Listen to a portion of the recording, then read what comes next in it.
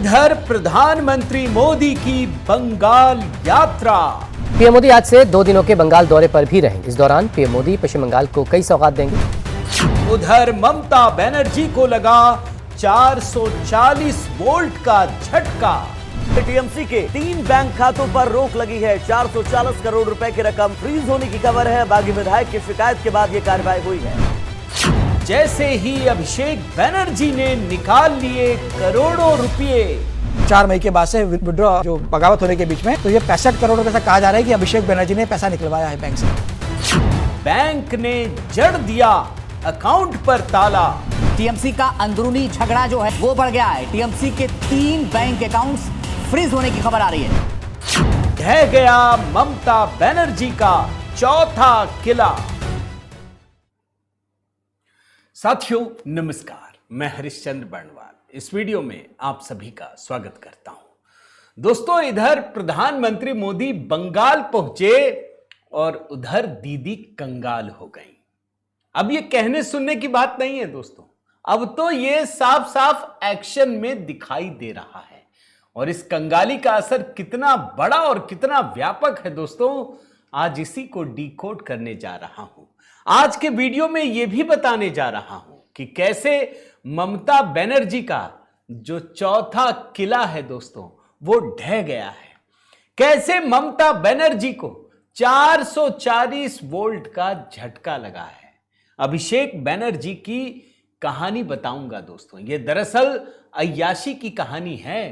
एक ऐसी कहानी दोस्तों जिस पर अब उनके सहयोगी ही सवाल उठाने लगे हैं। आखिर क्या है पूरा मामला दोस्तों। आज पश्चिम बंगाल लगभग 3-4 कहानियों के बात कर रहा हूं, लेकिन इतनी सारी चीजें हैं जो मैं आपके सामने रखना चाहता हूं, जिससे आपको पता चलेगा कि किस तरीके से प्रधानमंत्री मोदी के पहुंचते ही बहुत सारे व्यापक बदलाव दिखने लगे हैं। मैं निवेदन करता हूं दोस्तों, जरूर कमेंट कीजिएगा। एक कमेंट आप सभी को जय सिया राम दोस्तों इसी अभिवादन के साथ शुरू कीजिएगा, ताकि ये वीडियो अधिक से अधिक लोगों तक पहुंचे। आप अपना प्रेम और स्नेह भी बनाए रखिएगा दोस्तों, और HB शॉर्ट्स पे भी ध्यान दीजिएगा। आइए शुरू करते हैं। सबसे पहले मैं आपको बताता हूं कि प्रधानमंत्री मोदी पश्चिम बंगाल क्यों पहुंचे हैं दोस्तों। कई सारी योजनाएं हैं, परियोजनाएं हैं, और सबसे बड़ा जो अवसर है दोस्तों वो अंतर्राष्ट्रीय योग दिवस है, जो पहली बार पश्चिम बंगाल में 21 जून को मनाया जा रहा है। कल सुबह बहुत बड़ा माहौल होगा। लेकिन इतनी बात नहीं है।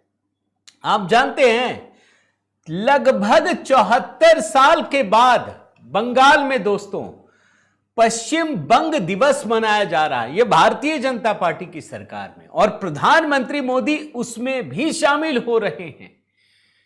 जो अंतर्राष्ट्रीय योग दिवस है दोस्तों, आप जानते हैं पूरी दुनिया की नजर होती है। एक साथ 35,000 लोग सामूहिक योगाभ्यास करेंगे।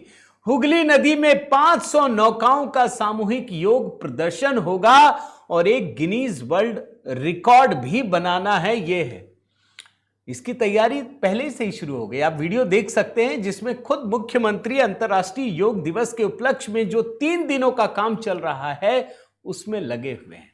यानी प्रधानमंत्री मोदी बंगाल में, और दीदी का क्या हाल है। यहीं से कहानी शुरू करता हूं दोस्तों। आप जरा इसको देखिए, इस हेडलाइन को क्या लिखा है। ममता बनर्जी को लगा बड़ा झटका, 440 करोड़ रुपए वाले टीएमसी के 3 बैंक अकाउंट पुलिस ने किए फ्रीज कर दिए। इसीलिए बोल रहा हूं 440 वोल्ट का झटका कितना पैसा होता है दोस्तों। 440 करोड़ रुपए। ये 3 ही अकाउंट हैं। टीएमसी के 3 अकाउंट हैं एचडीएफसी बैंक में, और इसमें 440 करोड़ रुपए जमा है। अब बंगाल में चुनावी हार के बाद ये झगड़ा मैं आपको दिखा चुका हूं, 2 वीडियो अलग अलग तरीके से दिखाया। उसमें ये झगड़ा बढ़ गया, मामला एचडीएफसी बैंक तक पहुंचा दोस्तों। और ये शिकायत किसने की? ऋतव्रत बनर्जी के गुट के 10 विधायक हैं। बाकायदा लिखित शिकायत की गई है, और तब जाकर बैंक खातों पर तुरंत रोक लगा दी गई है। अच्छा, पार्टी के कोषाध्यक्ष अरूप विश्वास मैंने उनकी भी चिट्ठी आपको दिखाई थी दोस्तों। उन्होंने चिट्ठी लिख करके एचडीएफसी बैंक से यह कहा था कि मैं कोषाध्यक्ष हूं पार्टी का, लेकिन पार्टी में झगड़ा शुरू हो गया है। कौन है लीडर पार्टी का, स्थिति स्पष्ट नहीं है। इसीलिए जब तक ये स्थिति स्पष्ट ना हो जाए, आप डेबिट लेन देन, खातों के संचालन, तमाम चीजों पर इमीडिएटली रोक लगा दीजिए, ताकि ये फंड सुरक्षित रहे और विवाद सुलझने तक किसी भी तरीके से अनधिकृत निकासी, ट्रांसफर या किसी भी प्रकार का लेन देन ना हो सके। ये साफ साफ कहा गया था। मैंने अभी आपको जो ट्रेलर देखा होगा दोस्तों, उसमें एक जगह आपने देखा होगा, न्यूज चैनल की क्लिपिंग दिखाई थी कि 4 मई के बाद अभिषेक बनर्जी ने बैंक से 65 करोड़ रुपए निकाल लिए, यह कहा जा रहा है। यह मैंने आपको ट्रेलर में दिखाया। अब आप सोचिए, ये पैसे किसके हैं भाई? 4 मई से लेकर के आज कितनी तारीख है? 20 तारीख है, 20 जून है। यानी कितना हुआ दोस्तों? 4 मई से 4 जून और इधर 16 दिन, 1.5 महीने में 64 करोड़ रुपए। अरे भाई गया कहां? कौन सी चीज कर रहे हैं? फिर तो आप ऐसे अगर कहा जाए तो 7-8 महीने में तो पूरी संपत्ति खत्म हो जाएगी। 440 करोड़ रुपए बैंक वालों को भी समझ में आ रहा होगा, आप ये समझिए। इसीलिए बैंक ने तुरंत इस पर रोक लगा दी, सीज कर दिया। इधर जो ममता बनर्जी के खेमे के प्रवक्ता हैं दोस्तों, कुणाल घोष, वो कहते हैं कि वो घटनाक्रम पर नजर बनाए रखे हैं, अदालत में चुनौती दी जाएगी। अब ये लोग दावा क्या करते हैं दोस्तों, जरा समझिएगा। ममता के गुट के लोग कि ये जो अरूप विश्वास है, उनको तो कोषाध्यक्ष से हटा दिया, बहुत पहले हटा दिया। किसको बनाया? नाम है शुभाशीष चक्रवर्ती, इसलिए अरूप विश्वास ये सब नहीं लिख सकते। लेकिन ममता बनर्जी ने यहां एक बड़ी गड़बड़ी कर दी दोस्तों, बता देता हूं। मान लीजिए हटा भी दिया, ये तो बैक डेट से भी कर सकते हैं, लेकिन मान लीजिए उसी समय हटा दिया, लेकिन ये चिट्ठी बैंक को भेजी नहीं। अरे भाई, बैंक में एक रिकॉर्ड होता है, बैंक एक ऑफिशियल डॉक्यूमेंट्स पे विश्वास करता है। आपने हटा दिया, बैंक को बताया ही नहीं, तो भाई बैंक की नजर में तो यही है कोषाध्यक्ष। आप समझिए, ऋतव्रत बनर्जी गुट के जो विधायक हैं संदीपन साहा, वो साफ साफ कहते हैं कि इन पैसों के स्रोतों की पूर्ण जांच भी होनी चाहिए, यानी कटमनी का भी पैसा हो सकता है। यह भी सवाल उठा दिया गया है। मैंने आपको याद कीजिए दोस्तों, 2 दिन पहले ही कहा था कि जिस समय हाईकोर्ट ने ऋतव्रत बनर्जी को एक तरीके से पूर्ण फैसला होने तक मान्यता दे दी, उसी समय मैंने कहा कि अब यह लड़ाई पैसों की होगी, 1000 करोड़ रुपए की। हम जानते हैं कितनी संपत्ति है दोस्तों टीएमसी के पास। ये ममता बनर्जी सादगी की आड़ में क्या क्या करती हैं, कैसे करती हैं, ये मैं इसमें तो मुझे अलग से वीडियो बना के आपको दिखाऊंगा दोस्तों, आप इंतजार कीजिए, एक आध वीडियो में ही दिखाऊंगा। ये बहुत बड़ी कहानी है।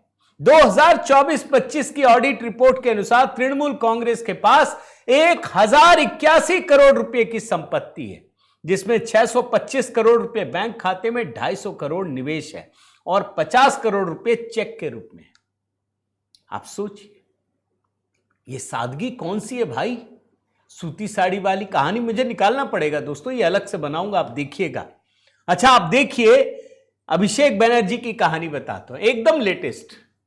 कल तो कोलकाता हाईकोर्ट में झड़प की खबर आपने देखी दोस्तों, लेकिन एक खबर जो सबसे बड़ी है, अभिषेक बनर्जी जो दिल्ली पहुंचे लोकसभा स्पीकर से मिलने, वो चार्टर्ड फ्लाइट में पहुंचे दोस्तों। वो चार्टर्ड विमान में गए और चार्टर्ड विमान से आए। आप कल्पना कर सकते हैं कितना पैसा है। इन्हीं के नेता हैं कुणाल घोष, विधायक भी हैं, वरिष्ठ नेता हैं, इन्हीं के, अभी भी इन्हीं के खेमे में।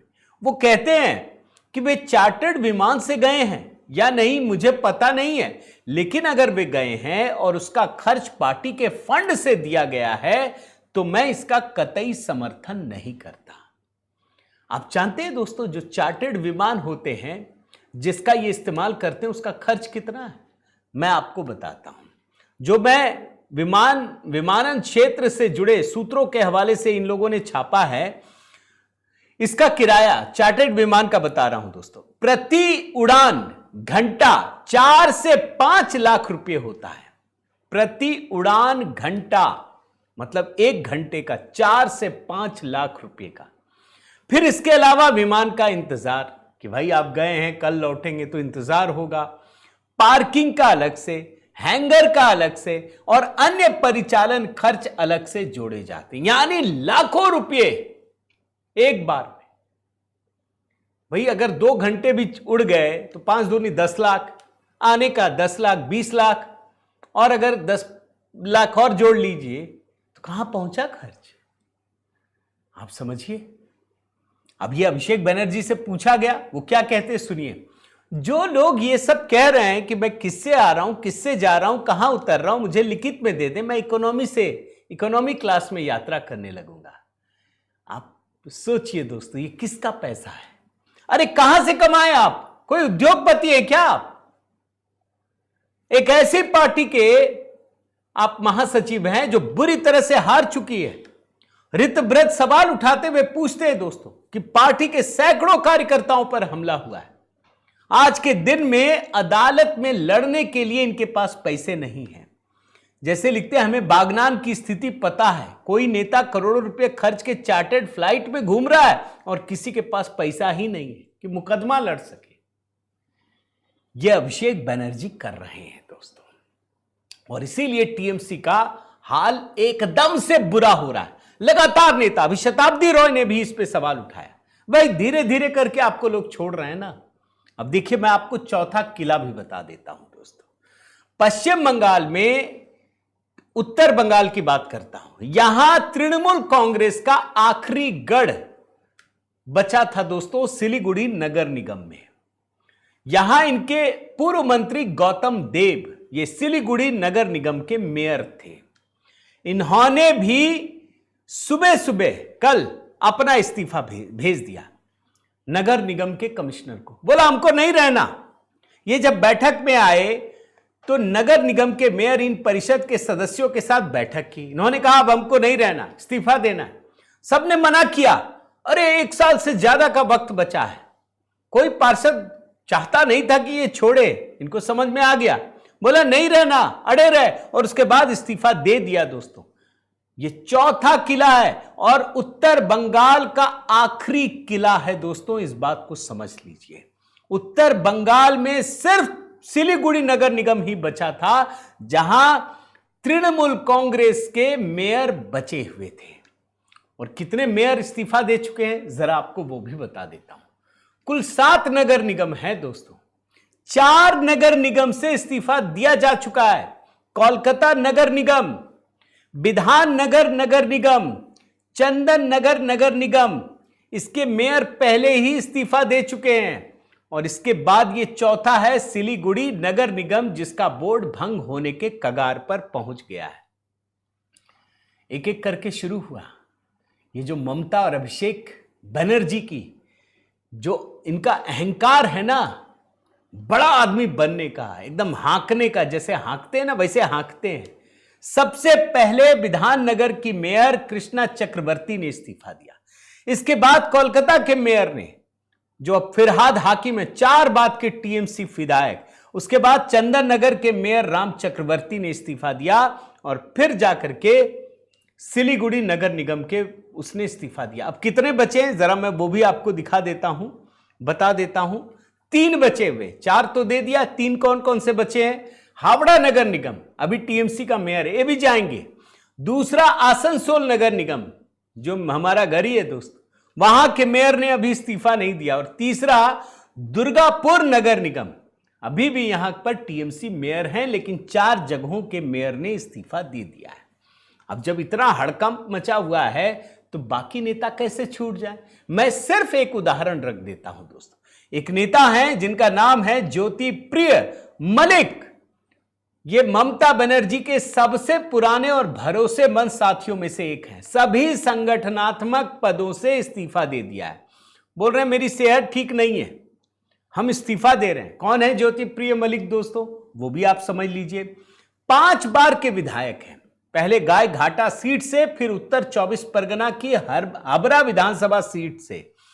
2011 से 21 तक खाद्य आपूर्ति मंत्री रहे, उसके बाद 3 साल तक वन मंत्री रहे। इस बार ये चुनाव हार गए। हावड़ा जो मजबूत सीट मानी जाती है, भारतीय जनता पार्टी के देवदास मंडल के हाथों 31,000 से अधिक वोटों से इनको हार का सामना करना पड़ा। इन्होंने भी ममता बनर्जी का साथ छोड़ दिया। अब आपको लगता होगा दोस्तों, क्या सिर्फ बुरी खबर ही दिख रही है? नहीं दोस्तों, ऐसा नहीं है। जिनका व्यवहार बुरा है वही बुरी खबर दिख रही, अच्छी खबर भी है। मैंने आपको योग दिवस और बांग्ला दिवस की बात कही ना, अब आपको मैं एक तस्वीर दिखाता हूं, आप देख लीजिए। यह तस्वीर देखने के लिए बंगाल के लोग तरस गए थे। क्या बंगाल बिना हिंसा के रह नहीं सकता क्या? आप जानते हैं, पश्चिम बंगाल विधानसभा के बजट सत्र की शुरुआत हुई, राज्यपाल आरएन रवि पहुंचे। आरएन रवि, पहली बार दोस्तों ऐसा विजुअल दिखाई दिया जहां मुख्यमंत्री शुभेंदु अधिकारी और विपक्ष के नेता ऋतव्रत बनर्जी एक साथ। कभी ऐसा ममता बनर्जी ने नहीं किया। ये शुभेंदु अधिकारी को तो पता नहीं क्या समझते थे, हे दृष्टि से। आपको वीडियो दिखाता हूं, देखिए। ये वीडियो ऐतिहासिक है दोस्तों, क्योंकि नई सरकार के गठन और विधानसभा सत्र के दौरान दोनों पक्षों ने मिलकर राज्यपाल की अगवानी की। मुख्यमंत्री हो शुभेंदु अधिकारी या विपक्ष का नेता ऋतव्रत बनर्जी, दोनों में एक समन्वय दिखा दोस्तों, एक सकारात्मक बदलाव है। दोनों मिलकर के स्वागत कर रहे हैं। यह जो कॉन्सेप्ट होता है ना दोस्तों, विपक्ष का नेता, यह ब्रिटेन से हमने लिया है। और इसका महत्व क्या है आप समझिए। जो विपक्ष का नेता है उसको माना जाता है कि वो भी कभी ना कभी मुख्यमंत्री या प्रधानमंत्री बनेगा, उसको सम्मान होना चाहिए। यही लोकतंत्र है। यह लोकतंत्र की खासियत है दोस्तों, कि आप उनको कैबिनेट मिनिस्टर का दर्जा देते हैं। ममता बनर्जी ने यह सारी मर्यादा को तोड़ कर रख दिया और इसीलिए यह बुरे दिन शुरू हुए। यहां तो अच्छा है। अच्छा, जब यह विधानसभा का सत्र शुरू हुआ दोस्तों, बजट का, यहां एक और तस्वीर दिखी। भाई फिरहाद हाकिम, आप जानते हैं सबसे बड़े करीबी नेता, क्या क्या नहीं दिया ममता बनर्जी। जब विपक्षियों को बैठने का बेंच मिला तो अब ऋतव्रत बनर्जी तो हो गए विपक्ष के नेता, बोला हम साथ बैठेंगे। जो ममता वाले गुट हैं वो बोले हम अलग बैठेंगे। अब दोनों अलग अलग धड़े अलग अलग बैठे। जो ममता ने शोभन देव चट्टोपाध्याय को बनाया, उनके साथ 14 नेता बैठे। ऋतव्रत बनर्जी के साथ 38 विधायक, जिनके पास 65 विधायकों का समर्थन है, बाकी नहीं थे उस समय। अब फिरहाद हाकिम की बात बता दो, वो ममता को छोड़ दिया। उन्होंने शोभन देव चट्टोपाध्याय को नहीं चुना दोस्तों, उन्होंने ऋतव्रत बनर्जी को चुना। यानी ये भी गए, ये भी छोड़ के गए, ये बता रहा हूं। लेकिन कैसे बदलाव होते हैं दोस्तों। अभी आपको जो ये फिरहाद हाकिम है, इसको देख के ममता के तो होश उड़े हुए हैं। लेकिन एक और घटना हो गई दोस्तों इस बीच, और ये महुआ मोइत्रा से जुड़ा हुआ है। महुआ मोइत्रा सरकार की तारीफ कर रही है, मोदी सरकार की। Thank you. अब किसी को भी लगेगा ना, भाई ये क्या हो रहा है, कैसे हो रहा है। मैं जरा आपको दिखाता हूं इनका ट्वीट, आप ध्यान से देखिए इस ट्वीट को दोस्तों। इस ट्वीट में क्या लिखा है, राजनाथ सिंह के एक आधिकारिक पत्र को शेयर करते हुए लिखा है कि सशस्त्र बलों के दिव्यांगता पेंशन धारकों को आयकर से छूट जारी रखने के लिए आपको धन्यवाद। अब देखिए, मामला कुछ भी हो दोस्तों, लेकिन अगर यह बात कही जा रही है तो यह सवाल तो उठेगा ना, क्या महुआ मोइत्रा भी छोड़ने वाली है क्या ममता बनर्जी का साथ? भैया कुछ भी हो सकता है। जब सायोनी घोष छोड़ सकती है तो ये भी छोड़ सकती है। मान के चलिए, अल्टीमेटली इनको अपना फायदा देखना है। जो घूम रहे हैं ना, बस सेटिंग चल रही है, कब पलट जाएंगी पता भी नहीं चलेगा। और आखिर में दोस्तों आपको एक और खबर बता देता हूं। जहांगीर खान जो फाल्टा का पुष्पा, अभी ये गरज रहा था, बरस रहा था, अचानक से हाफ पैंट में पुलिस ने घुमा दिया, परेड करा दी। अब इनकी पत्नी रेजिना बेबी उर्फ सरीना पुलिस ने अरेस्ट कर लिया है। अभी इन्होंने बड़ा कांड कर दिया था। आप जानते हैं, इनके नेतृत्व में सैकड़ों लोग विरोध करने पहुंचे और कोशिश ये कर रहे थे कि थाने में जो हिरासत में इसको रखा गया है जहांगीर खान को, उसको छुड़ा लें। ये इनकी पत्नी ने नेतृत्व किया। जरा वीडियो भी दिखाता हूं। पुलिस वाले ने पूरा एकदम हिसाब किताब बराबर कर दिया, और ऐसा हिसाब किताब बराबर किया कि सारे लोग कूद कूद करके नदी में कूद गए। जो आसपास दिखा ऐसे भागे, कूद करके भागे हैं दोस्तों। लेकिन मुख्यमंत्री ने साफ साफ कह दिया था कि एक को भी नहीं छोड़ना, जो भी दिख रहा है कैमरे पर हर किसी को गिरफ्तार करो। और इसीलिए जहांगीर खान की पत्नी को गिरफ्तार किया गया है। ये पुष्पा तो अब क्या है, फूल ही निकला, माफी भी मांग रहा है, कान भी पकड़ रहा है, सब कुछ कर रहा है। तो दोस्तों, बंगाल से जो कहानियां आ रही हैं वो एक नए मॉडल की तरफ इशारा कर रही हैं। ये नए भारत का एक नया मंजर है। देखते जाइए क्या क्या होता है।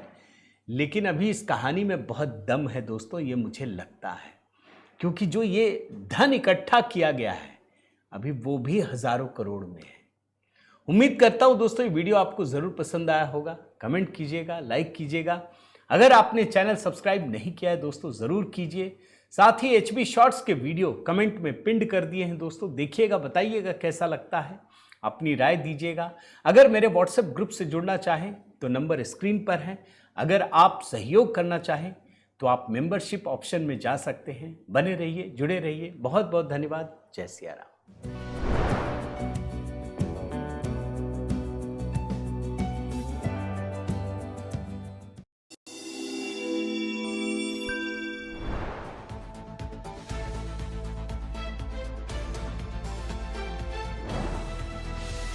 thank you